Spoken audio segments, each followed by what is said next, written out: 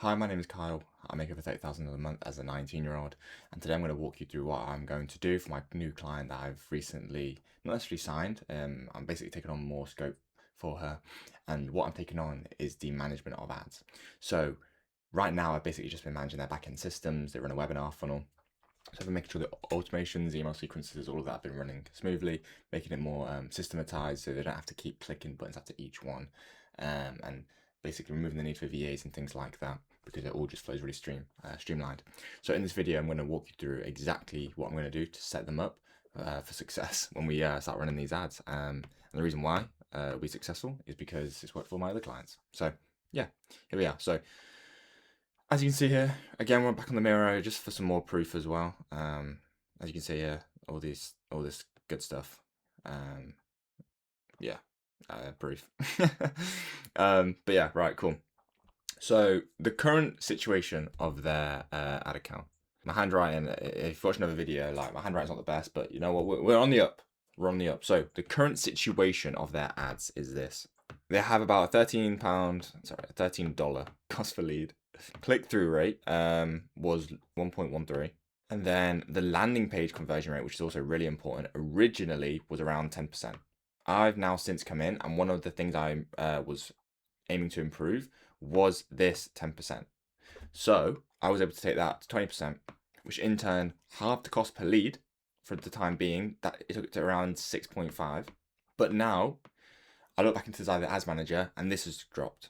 Right, click-through rate's dropped, ads have changed, it's got more fatigued, which meant now this landing page conversion rate has also gone down. So it's not necessarily a landing page issue because if that's already changed, traffic's coming to it, and now it's stopped becoming more effective. That isn't a landing page issue. That's a ad issue. Because if you look at the funnel metrics, so how I like to see it is we have ad spend up here, then we have CPM.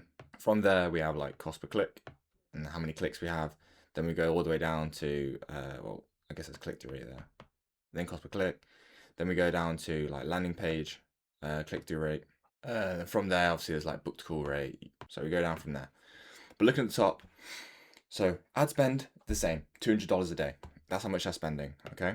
$200 a day. And the CPMs, I don't know exactly off the top of my head right now. I need to check. But the click-through rates are at 1.13, cost per click unsure, and the landing page was around 10% to 20, now it's around 15%.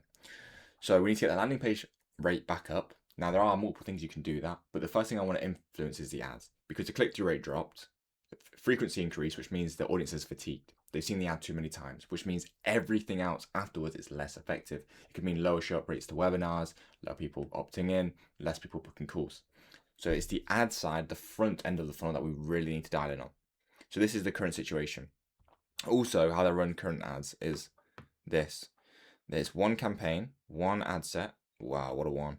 And then in there, the creatives, there's only 6. And inside the ad set, there's niche targeting, like interests and age, that sort of stuff, gender. Now for her offer, gender's fine because she's specifically targeting women.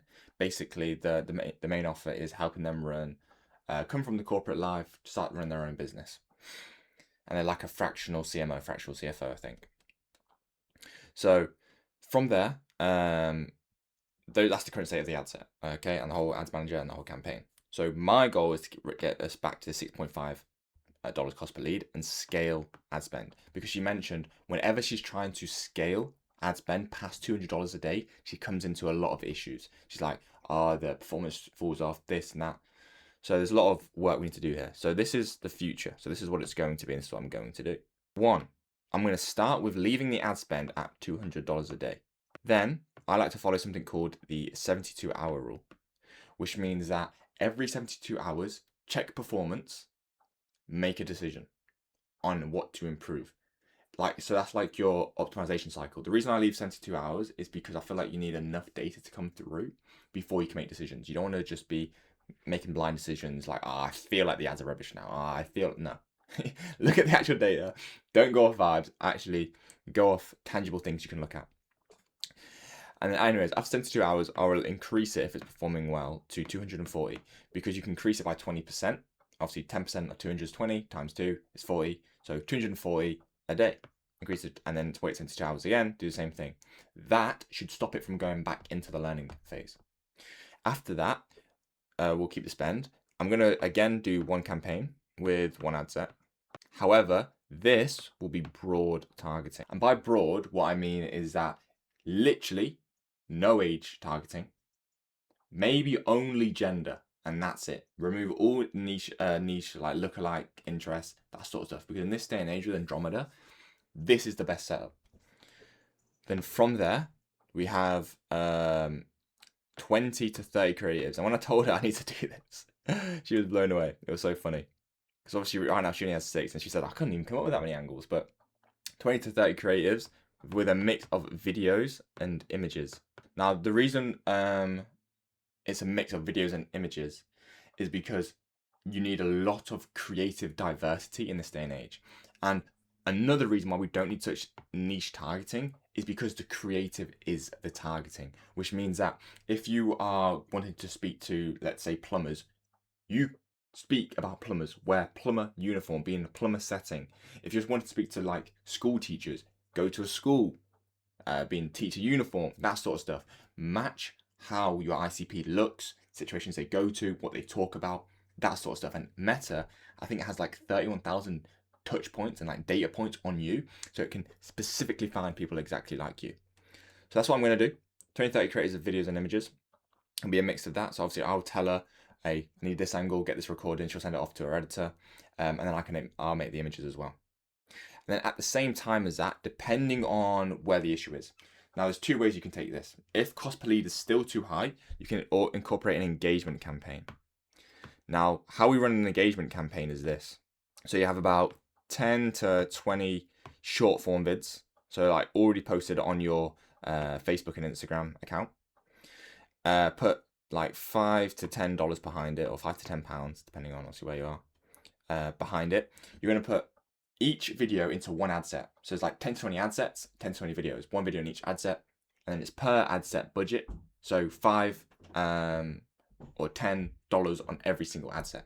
So it ends up being 50 to around 100, or I guess 100 to about 200 a day on this. Now, the reason you do this is it lowers cost per lead and lowers CPMs. Now, the reason is because it's a audience that are already wanted to consume your content. So for example, the people who have the most organic content that you can think of, they have the lowest CPMs because the people who see that content want to stay on the platforms. So they are rewarding you for putting out good content. Facebook is. So I can lower the cost per CPMs, but if they're already low enough and on the back end it's like a show up rate issue, then we'll have an engagement campaign that is ran after people opt in. Right, and the reason is because that increases show up rates to the webinars, show up to webinars, which isn't too bad right now. It's at like 28%, and also increase show up rate to booked calls. There's 2 ways you can run it. Yeah, those are 2 ways you can go about running it. But yeah, that's basically essentially what I'm going to do. What I'm going to set up for them and improve. And I'll let you know about it probably in a future video. What's that to come to? But yeah, our goal with this is to get to 50k months. She runs about 1 webinar a week every Tuesday. So the feedback time is quite quick. You can understand within a matter of obviously a week what worked, what didn't. So you can iterate quite a lot, which means, again, you can get more proof and get more feedback and get better quickly. I'd always recommend trying to shoot for like a big goal, like 100k a month, 200k a month, whatever, because even if you don't reach that point, you'll still be higher up than where you'd be probably satisfied with. So it's always good to shoot for bigger goals. But anyways, that's for a different video, philosophy and stuff. Besides that, if you've enjoyed this video, I've got a lot of value from it. If you like this stuff, let me know. And yeah, I'll make more of what you guys want. All right, speak soon.